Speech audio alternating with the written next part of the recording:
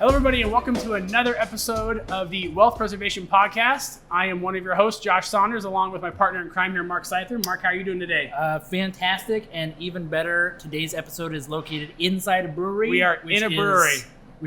That's where I feel home. So, yes, I don't think Mark has been so excited. I don't think he slept last night. He was so excited to come and do this. It's like Christmas. Yeah, he's got his your beer. What do you got here? We can introduce them in a little bit because I actually didn't get the names of them. Oh, so we'll do that in a second. But I know that I think I like this one the best. This one's a porter, and this one's really malty and good. So, yeah. So we're down here in downtown Roseville at Monk Cellar. We have a great episode. We're talking with Andy Klein. Andy, how are you doing today? Doing great, thanks. Yeah, good. You are the owner and brewmaster here at Monk Cellar. Owner and brewmaster, you're correct. That is awesome. So we're excited to talk kind of a lot about Andy's journey and how he went from, growing up, kind of around in this area to opening kind of a Belgian style, German style pub in downtown Roseville that serves amazing food and brews their own beer. He was kind of early to that game, which is very neat. And we also have Lou Catalano here. Lou is our resident expert. Lou, how's it going? Great, man. How you doing? Good. He is our CPA expert on all things tax and financial. So we've sent him multiple clients, and we're excited to have them work with him and just learn the great stuff that you do, Lou. So thanks for being here. With disclaimer, we've also gotten nothing but positive feedback. So sent in business and nothing but positive feedback. So that's why he's on there. Yeah. Appreciate that. So again, we're going to kick that off here, listen to the entrepreneurial journey, find out, kind of how Andy, brought this from his roots up to where it is today, and how they brew beer. And then also, for Lou, kind of what a big part that financial, that CPA, CFO-esque consulting has basically on the business. So we're excited to have you guys on. So thanks for being here, both of you. Great for having us. So Andy, let's kind of kick off with you. Tell us kind of your story. Like, how did you get, I don't know if 8-year-old Andy was like, hey, when I grow up, I'm going to open a brewery in downtown Roseville, and it's going to be awesome. I don't know if was that a kid's dream or something like that, or how did that kind of start? Wasn't necessarily my dream at that time, but I did quite early on. When I was 16, took a trip over to Germany and stayed with a host family, and then toured around Germany, Austria, Switzerland, France. And, really at that point, in the 80s, back here in the States, beer was all about Bud Light, Coors, Keystone, and just really nothing of any flavor or substance. It was kind of big mega breweries, right? Right, yeah, that was your choice. Maybe you had some imports, some Heineken, some other stuff that may have tasted a little bit better, but when I went over to Europe, I really was introduced to this concept of beer that actually had some flavor and some character to it. So it was amazing. I'm 16 years old. I go over there the first night we're there. We go out to a pub with a couple other 16-year-olds, and it wasn't about going out and getting drunk. It really was about just celebrating the community, the talking about sports, girls. We weren't there to get drunk. We were there to just have a couple of pints and hang out. Yeah. So it's kind of a shift for me. I think our, if there's any 16-year-olds watching, they're all Googling flights to Europe right now, because that sounds absolutely amazing. Yeah.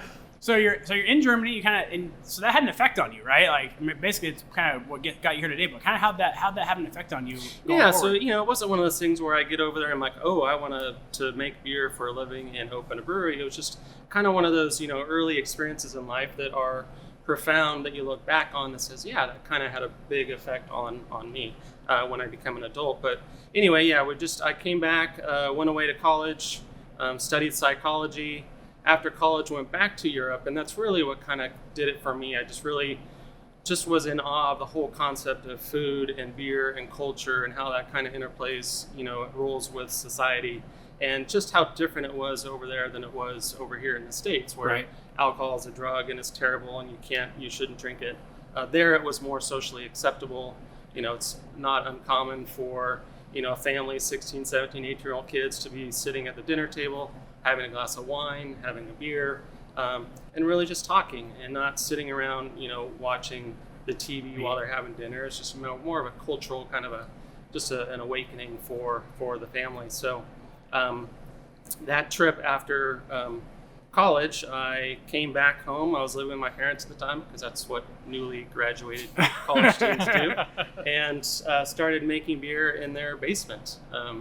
And what did they think about that? I got did they think you were nuts? They're like, you want to do what, son? My parents are awesome. They were so supportive. They're like, find something that you're passionate about, that you want to do, and do it. So they were super supportive.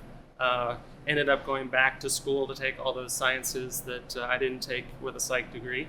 And UC Davis has a brewing science program, so took some classes and got into there, and then came out in 1995 for Sacramento Brewing Company. So you were still well ahead of the kind of the micro beer revolution, right? It hadn't totally kicked off yet. Well, and I was going to say that had to. I mean, was that kind of the earlier launch of that brewery division of UC Davis's program? They had been at it for a while, because you have to remember the Anheuser-Busch plants there in Vallejo, so they were a big supporter of the program. And at that, in the let's just say the late 70s, early 80s, when that program was going, they were just feeding brewers to the big guys. Big guys, gotcha. So in this 80s, I think it was Sierra Nevada opened in '84. New Albion right around there as well. Of course, you had Anchor Steam.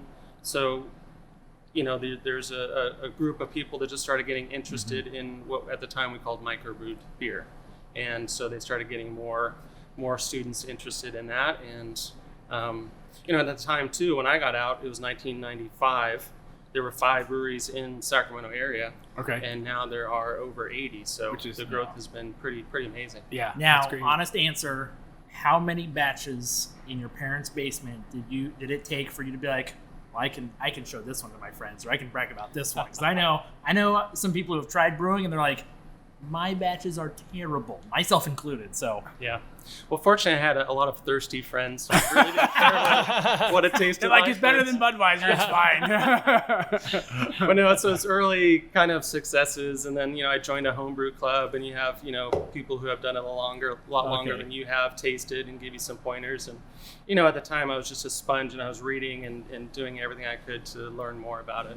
And that was kind of crazy. That's kind of pre-internet too. So it's not like you were like, on, I guess you had some prodigy chat rooms. I remember being in high school, they had that kind of stuff. It was just starting, right? But it wasn't like you'd be like, oh, what do I need to do, and just Google something, right? That didn't exist. You had to go actually ask somebody. It was all books. All books and word of mouth for sure. Yeah, there was no internet. Very cool. Yeah. So you're brewing beer in your parents' basement. You're working at the brewery in Sacramento. And then kind of what happened next? So there's a long time between you started Monk Cellar. So kind of what happened in between there? Yeah, so early on, you just kind of get this bug. I think most people who make beer for a living love the idea of maybe one day opening a brewery, and I was no different. I was everything I did was with the goal of opening a brewery someday. And fortunately for me, Sam Peterson, who was the owner of Sacramento Brewing Company, his background was in accounting, and he opened this pub. He also loved beer. He did a lot of touring, and he really taught me a lot about the kind of the business side of opening a restaurant, running a restaurant, and watching your costs. And yeah, you can make the best beer in the world, but if you can't sell it, if you're not going to stay open, then what does that do for you? So he was a great early mentor. So really at that point, this is what I want to do, and I just kind of did everything I could to learn about opening a restaurant, running a restaurant, a brewery, of course, a bar, and yeah. So quick funny segue though, as we were talking earlier, so he used to be the CFO for Fresh Choice, you said, and our CPA, Lou, used to work at Fresh Choice. So it's really come full circle. It's you guys are basically it was destiny. Destiny to work together. It absolutely was destiny to work together. Absolutely. Yeah. Okay, so let's kind of fast forward. So kind of, when did you know that you're like, okay, I'm ready to go forward and I'm ready to, launch this, right? This is not a small undertaking for sure. No, not at all. And I think, it was probably around 2006 is when I really got serious about this particular concept. And, I had written a couple of different business plans between 1995 and 2005 with, wanting to do it. But, I had some young kids and I was a stay-at-home dad for a little bit. And so really around 2006, 2007 is when I really got serious. And, the Small Business Development Center is just a great resource for people who are kind of starting out. I put this business plan together. I had them kind of, knock it down for me and tell me kind of some areas I needed to improve on. And then really just started looking for investors, looking for SBA loans, looking for a location, of course, and we ended up opening in 2014, October. Just celebrated 5 years. Yeah, congratulations on that. That's awesome. Yeah. So, it was a long journey, but I was set, and I knew what I wanted to do, and I'm just blessed that I was able to get this place open, and then we're still open. Very cool. And 5 real years quick, later. because I know the brewery side of it, because that was kind of your background and everything. Tying, I mean, the restaurant industry is extremely competitive and extremely tough. Like, what was it that convinced you, like, hey, if I'm going to do the beer thing, I'm going to do the restaurant thing. I'm not just going to do one or the other. Yeah, so I think for me it was, at the time there were a lot of breweries opening, doing the tasting room model, opening in a warehouse, putting in the brewing system, putting in a small bar, and selling beer over the bar, and that was great. But I was more interested in creating a kind of the third place concept, kind of, you have your family, your home, and your work, and then there's this kind of third place. And for me, really, it's all about the community, making a place that people can come and hang out. And I think food is a vital part of that third place. Yeah. I didn't want to do a food truck. I wanted to be, have some control over the type of food that was coming out of the kitchen. And, food was not my background. So, that was, what I focused a lot on. But I think the one thing that we did, which, I really think was a smart move, was really just to keep it simple. I didn't want to open with, a 4 or 5 page menu. Mm-hmm. When I was writing this business plan, and my wife and I would always bounce stuff off of her, and she's like, just make sure you have a kick-ass burger. You're gonna be good. Right. And there's a lot of truth to that. We have an amazing burger. When we opened, we only had about 15 items on our menu. And it was one of those things that we could do it really well. We could repeat it. Mm-hmm. Yeah. And I wasn't spending, tons and tons and tons of money on labor in the kitchen. Yeah. So no long hours of prep time and all that Yeah, kind of stuff. for sure. Yeah, very cool. Yeah. And sometimes that simple is just better. I mean, Yeah, people are yeah. looking for something simple. I mean, especially pairing it with beer. I mean, you don't want something complex, and So, and little plug, Josh and I are a huge fan of the Reuben fries. We don't have any right here, but after the episode, We will get some. we will be getting some. Absolutely. So They are. If you come here for any reason, I'm sure the beer is great. I don't drink beer personally, but the Reuben fries are absolutely phenomenal. The beer is fantastic, but pairing it with the Reuben fries, oh my gosh. Yeah, it's a very cool thing. So, Andy, thank you so much for that kind of intro on kind of your journey and how we got here. We'll kind of dive into what it's like running a business and some of the nuances and struggles with that. But let's kick it over to Lou. Lou, thanks again so much for being here. How did you kind of get to be the CPA that you are today, the super kick-ass CPA that you are today? Thanks a lot. Appreciate Yeah, we would not have just any CPA on the show, by the way. This is only for kick-ass, awesome CPAs. it. That's on my business card, actually. It is. Kick-ass It is. CPA. Lou Catalano, yeah. Yeah. Go ahead and check out our website. Look it up. Yeah, when I was in college, I knew I wanted to do something that had kind of an entrepreneurial bent to it. And so I was really focused on the business, finance, that kind of stuff, even econ a little bit. Just enjoyed kind of bringing order out of the chaos is kind of how I like to put it. At least I did, when I was interviewing for jobs out of school. But took a couple of accounting classes and really enjoyed that, and the CPA track specifically. And what I get to do today specifically is really getting to partner with small and mid-sized businesses and kind of help bring some clarity to the very complex tax code and just accounting in general, managing cash flows, things like that. And partnering with people who are passionate about what they do and who, care about their community, are reinvesting in their community. Yeah. That's what I enjoy, man. That's awesome. Yeah. I mean, the lifeblood of America is the small to medium-sized business owner. I mean, they're the people that support the baseball teams and all the local sports and the local communities and the local charities and all that kind of stuff. So us here on this podcast are crazy passionate about that too, because it's the community that we serve. It's kind of what we are, and it's what we love to do. And that's why we do it here, because this is something you're not going to find in corporate America. You're not going to find this really cool Belgian style, German style brewery at a big corporate setting, or at least not something this quaint and that feels like a home, like you were talking about, which is very cool. We go to a lot of nonprofit events around town, and pretty much every single one of them, Monk Cellar, Crooked Bridge is being poured, because they're just involved. That's very absolutely, and it's fun to get to be a part of that in the way we are. So kind of you became a CPA, but kind of what was the little story before that? I mean, did 8-year-old Lou, did he cruise out with his dad with the pocket protector and the calculator watch and be like, Dad, I'm gonna go take the CPA exam? No, I think 8-year-old Lou was going to be an inventor.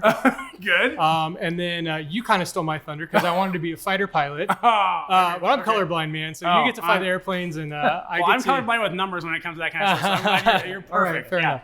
Yeah. No, that's. I've always had kind of that business mind. Yeah. And so being a CPA, there's a lot of impressions that people have that it's very the pocket protector and very very cut and dry and straight laced and things like that. But there's a lot of nuance to what we do, especially working, it's very different working small and mid-sized businesses versus, Correct. I've worked in large corporate enterprises before, and it's a very different deal. And so, what I really enjoy about this is, when we're working with a small, mid-sized business owner, this isn't life and death stuff we're doing, but this is how they're going to, feed their family, keep a roof over their kids' heads, send their kids to college, retire someday. It's just important stuff.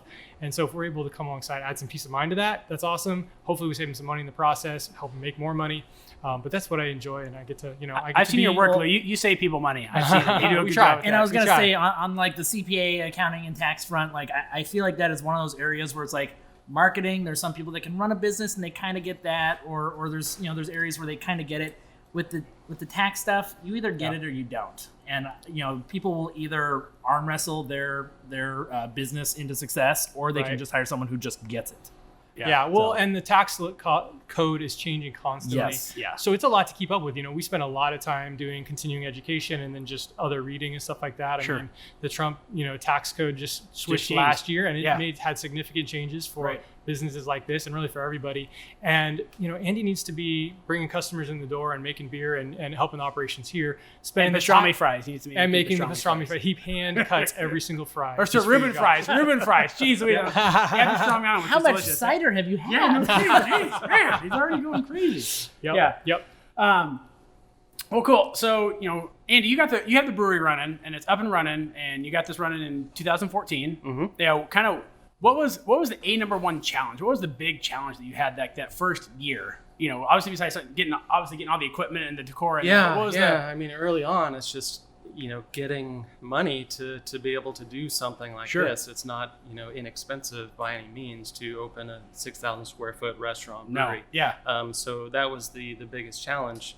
But at that point, it's like you're working so hard. Let's get open, and then hope. You kind of roll the dice to a certain extent. Absolutely. You have to have a lot of faith in what it is that you've kind of put together, and hopefully it's going to be something that appeals to the general public. And what I had also, what I had going for me was, in 2014, people were seeking out breweries. Gotcha. So it's like, for me, it's like, all right, my background is in the beer.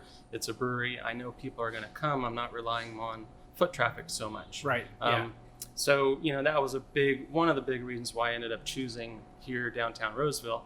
It's in the kind of infancy of its redevelopment. And, I grew up here in Roseville. I love Roseville. I remember what this area used to be like when I was a kid. Yes. Yeah. So I wanted to be a part of that. So, it was just great. And, that first year, it's like you open and everything's great and everything's going well and people are coming in the door. And, you start losing kind of track of those things that kind of you have to really watch. Those key performance indicators, those things that you really need to watch, because you're so busy, you're trying to get people in the door, you're not focusing on maybe what you should. And for me, the biggest turning point was just making that shift from looking at my CPA, who at the time was not Lou, as someone who's doing my taxes, as opposed to looking at a CPA that is kind of a partner in this thing with me, and can put together, kind of reshuffle our books, put together some quick kind of KPIs that I can look at and say, yeah, maybe we can change this a little bit, and allows us to be a little bit more nimble and make better decisions. Sure. Some more data-driven decisions. Yeah. I mean, it's all there, but when you're running a small business, I don't have time to spend 10 or 15 hours a week delving through my books and looking at this and that. I need to just look at a quick report and go from there. And was there an instant, because we kind of joke, like, when something we know isn't quite correct and we need to fix, but there's just so many things on the to-do list, we always joke, like, that's future Mark's problem, that's future Josh's problem. Like, we'll let that dude handle it. Was there like a moment where you're like, future Andy is present Andy has a problem, this needs to get fixed like quick? Yeah, I mean, it's you always kind of come into those times where you look at things and you're like, all right, we need to make changes. I love our model, I love our concept, but doing the things that we do costs more money than, say, if we were Applebee's or Chili's or some other. Thank goodness you're not, though. Thank goodness you're not Applebee's or Chili's. We do a lot of stuff from scratch in the kitchen, and. I told you early on that we opened with 15 items on our menu, and about a year ago, I'm looking at our menu and we've got like 4 pages and like 35 items, and we're struggling with our labor in the kitchen, and it's just costing us more. I'm like, I look back at our original menu, I'm like, gosh, what the heck are we doing? We kind of lost sight of that early kind of vision to be just a place to come in and have a simple, really good food. Yeah. So right around that time, I think is when I reached out to Lou, and I just, kind of wanted him just to kind of take a look at things, and really it's made a huge difference, just that transition, going a little bit back to that original kind of idea and concept I had, and then being able to rely on Lou and his team to provide me with just those key performance indicators. And right. I think it's so important to have a CPA that not only knows their stuff, but also is relevant in your industry. It's like, right. You can have a great yeah. CPA, but if they don't do restaurants, if they don't do breweries, they might not really know and be able to point you in the right direction. Lou and they're very involved with the CCBA, the Statewide Brewers Association. I think Lou just volunteers to go so he can have drinks. That's why he's like, that's I'll come speak. Sure, I'll come speak. 95% of it. 4 days of beer. Yeah, I'll come speak. Let other people buy me beer. Yeah. Yeah. Smart man. What do you want me to talk about? Taxes? Hang on. Let me do that. Yeah. Absolutely. Yeah. I want to kind of go back to that question.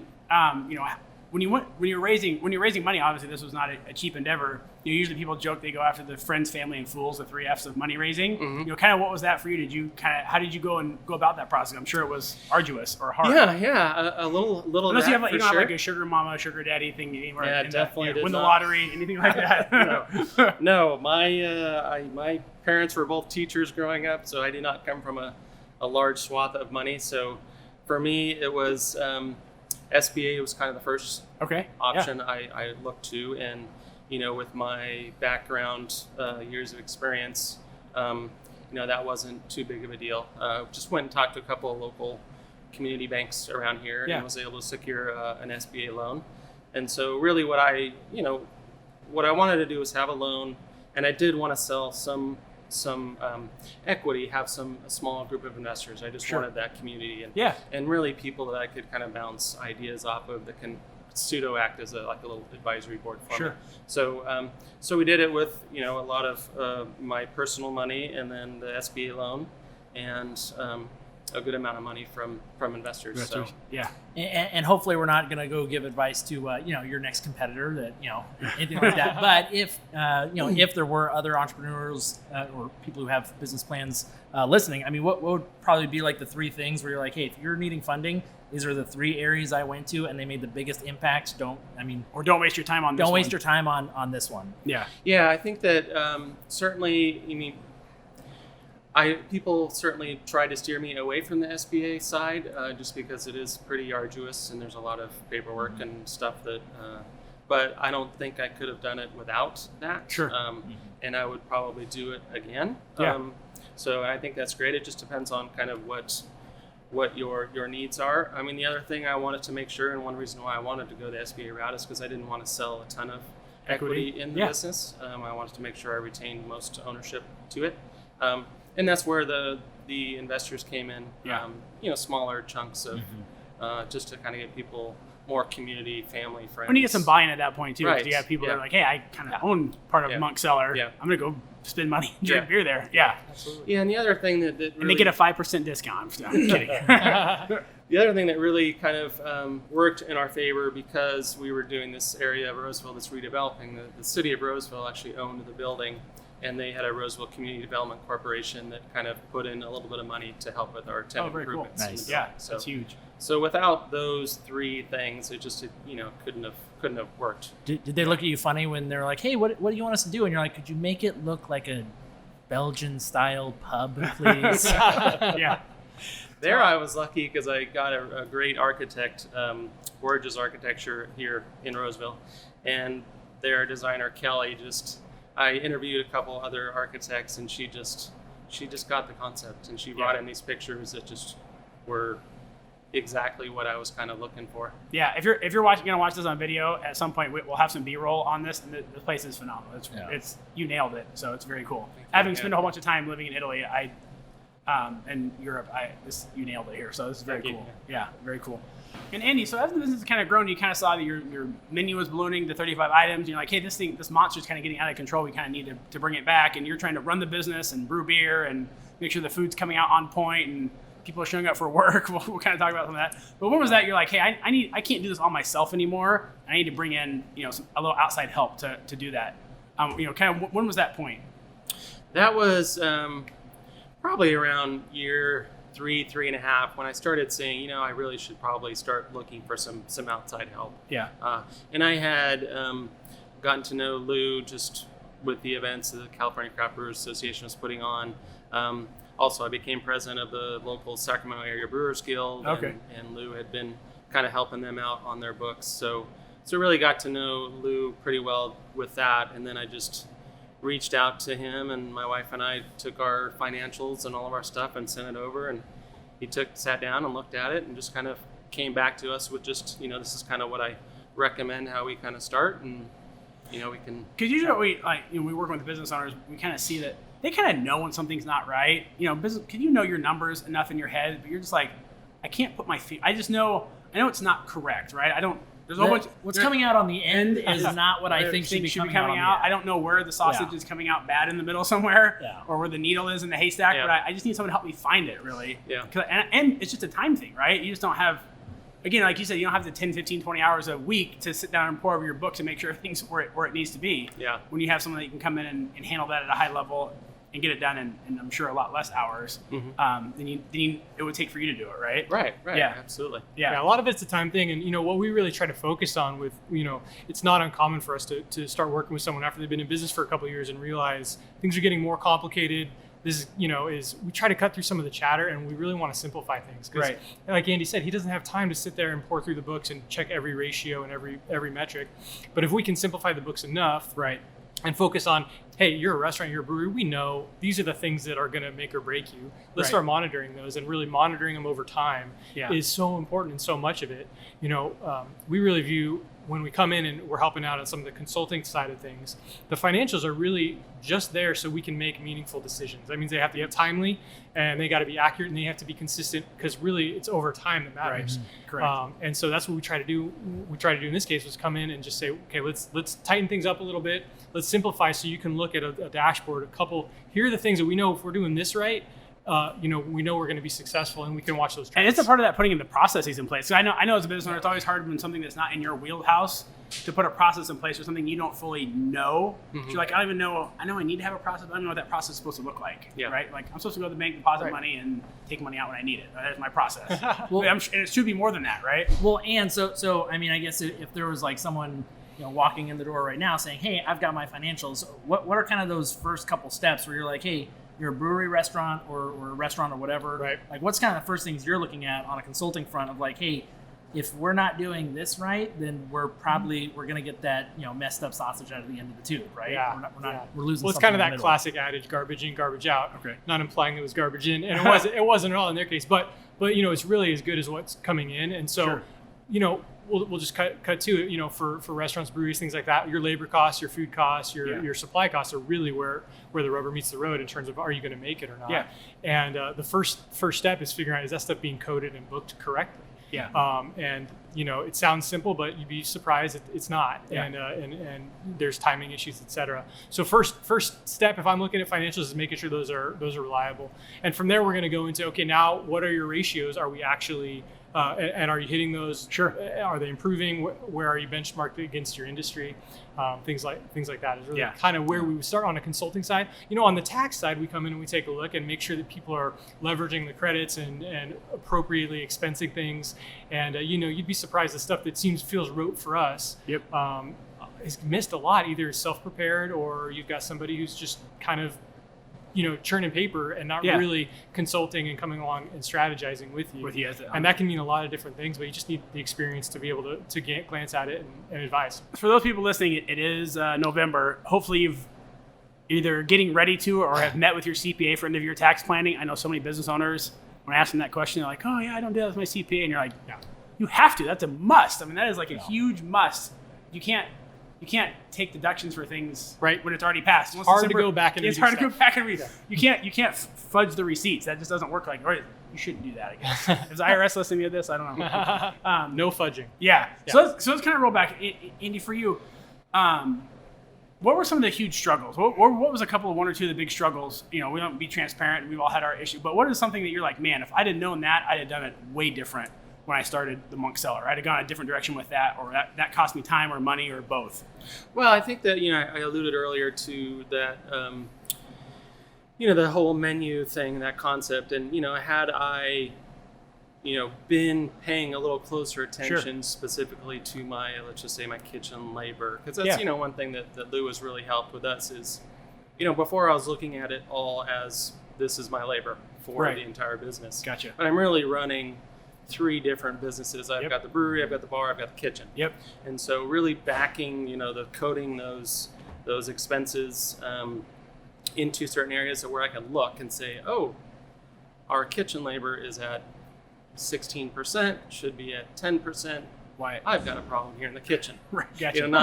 My overall labor is high. Where is it? Why is it high? Yeah. And if we're tracking that when you opened, right? If we had been tracking from day one, we would have been meeting and noticing, hey, this is creeping up, and we would have been able to kind of nip it in the bud. Or he'd say, we made a decision. We're trying, whatever. You can do what you want to do, but you notice it creeping up. Versus one day you kind of wake up and go, boy, that number seems high. What was it 2 years ago? And Gotcha. Yeah, and intuitively, it's like I know that something's not quite right, but then having those tools, those quick access, that dashboard to look at and go, oh, make quicker changes, decisions that. It's all about information, right? You can make a good decision if you have the right information. Absolutely. Yeah.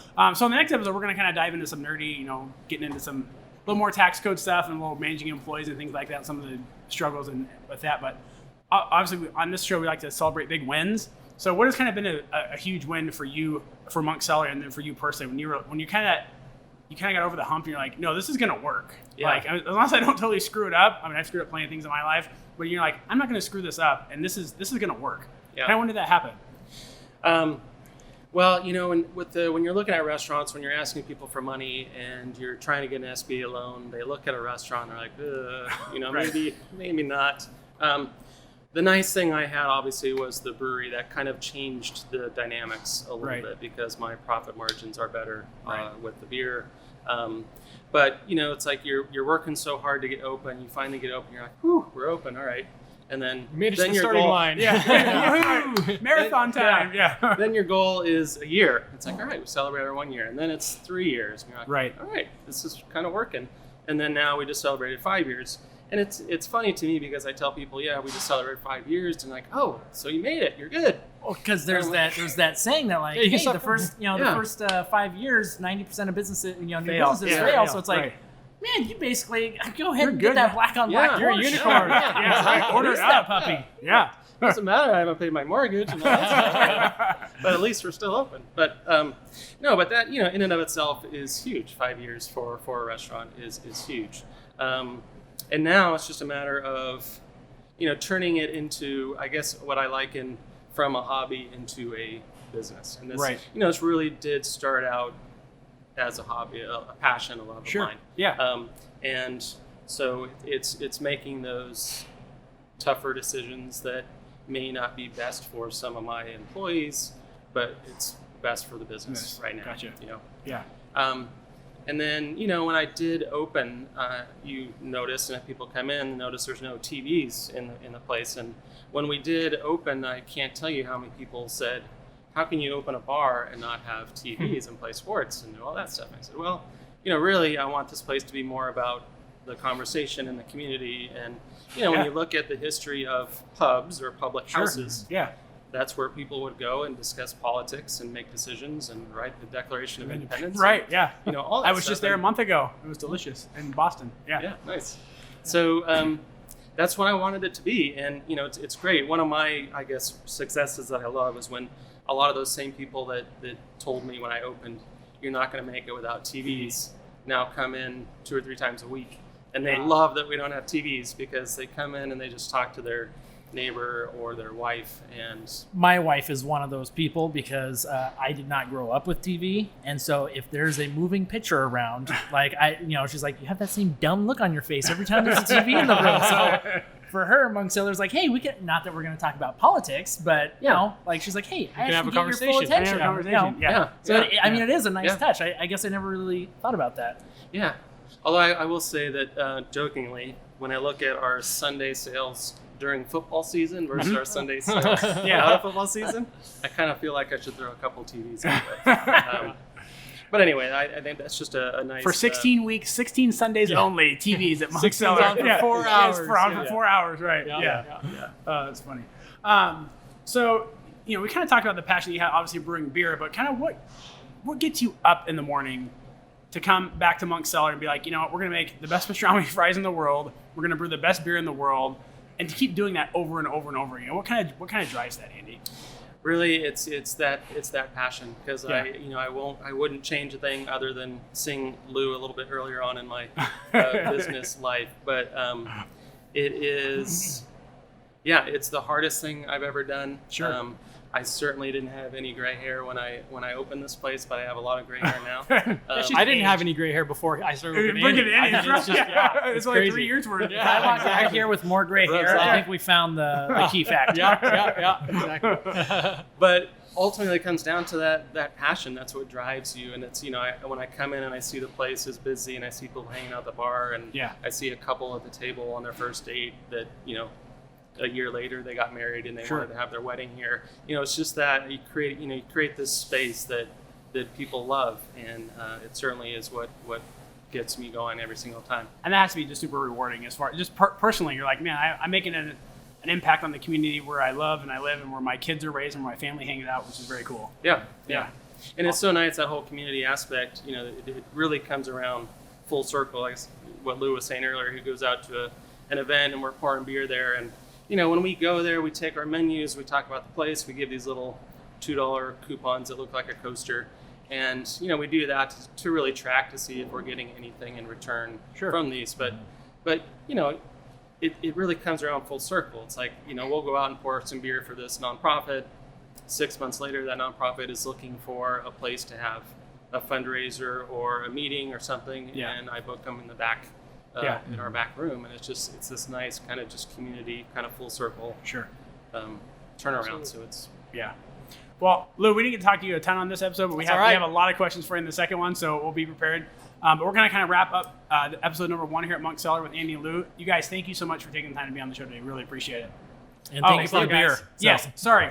Speed round. Yes. Sorry, cut this. We'll do the speed round. So we came up with, you saw the speed round there. We have 5 questions, 1 sentence, 2 sentences or less on the answer. So we'll go with these. Okay, are we ready to go, Aaron? All right, speed round. Go ahead, Mark, you do the first one. So what is your favorite beer to brew here? The Crooked Bridge ESB. Why is that? It was a beer that I designed for my wedding in 1997. Nice, very cool. There you go, that's very cool. Okay, so who thought of the pastrami fries, and why can't they be delivered to my house? Or Reuben fries, sorry, the Reuben fries. It's a community-based. You got to come in and enjoy the community. But I want to Uber Eats it. Yeah, we're Uber Eats it right here. The Reuben fries was an employee thing, actually. Yes, a couple of my employees just started asking the kitchen to make them for them, and it just got to be kind of an employee favorite, and threw it on the menu, and the rest is history. That's very They're cool. like, I want a Reuben, but I don't want the carbs. Could you dump it on potatoes? Yeah. I feel like that'll keep I'm me on a slender. diet. Keep me slender. I'm on a Trying to diet. watch my figure. It's keto friendly. Okay, get the next one.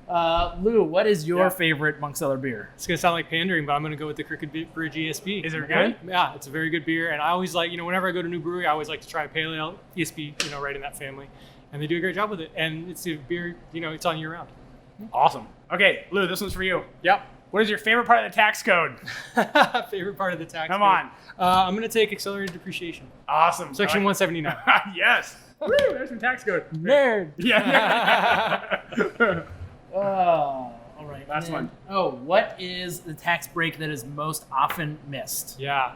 For breweries, I'm going to say, and restaurants actually, there's a credit for your the Social Security taxes you pay on tips. Okay. And I'd say about half of the clients that we bring in, new clients, their prior person has missed it. So that's free money you're paying in. You don't have to do anything else other than file a form to get it back. So for this specific type of business, I'd say it's about half. Wow. Yeah. Did you file that for Andy this year? He's got a handle. Don't worry about it. Okay. Yeah. Everyone loves free money. Yeah, everyone loves free money. Yeah. Well, awesome. Any kind of last closing thoughts on, being an entrepreneur, starting your own business, or the brewery business in general? I just think if you've got an idea in your head, just go for it. Just Awesome. do everything you can to make it happen. You won't regret it. Perfect. Lou, on the CPA side? Yeah, I would just say, for the people we work with, it's important to recognize you're not going to be an expert at everything. Go find Sure. somebody who can help you with that, so you can be excellent at what you do. We'll be excellent at what we do, or your tax preparer It'd can be a great team. Yep. Awesome. Andy, how can everybody find you on the web? But where are you guys located here, and how can they get some of this amazing beer and Ruben Price? Thank you. Yeah, so we are in downtown Roseville, 240 Vernon Street. And of course, we have monkcellar.com, Facebook, Twitter, Instagram. Open every day. Awesome. Get down here, get some amazing beer, amazing cocktails, and some delicious food. And we mentioned it earlier, but they started with Kick-Ass Burger, still on the menu, so make sure you check out the Kick-Ass Burger. Absolutely. Make sure you come over to Monk Cellar, try their amazing beer, try their amazing food. Also, if you have, that hunch that, hey, I think something's wrong in my taxes and I could use some consulting, head over to Lou. Please join us again next week. We're going to be back with Lou and Andy. We're going to talk a little bit more how the CPA, the CPA and the business owner relationship really, kind of the nitty gritty of how they mesh together and how they're able to get intertwined and grow from where they started to where they're at. Yeah, we should do more of these podcasts at breweries, by the way. Absolutely. This is great. Yeah. Well, awesome. We're going to end it right there. Quick disclaimer. Nothing that is said here should be taken for tax, legal, financial advice. If you have questions or need help, contact a professional. There's lots of them out there.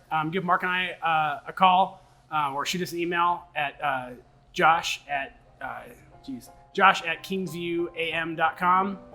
We'd be happy to help point you in the right direction. And if you're in Roseville, come on down to Monk Cellar. Thanks, everybody, and have a great day.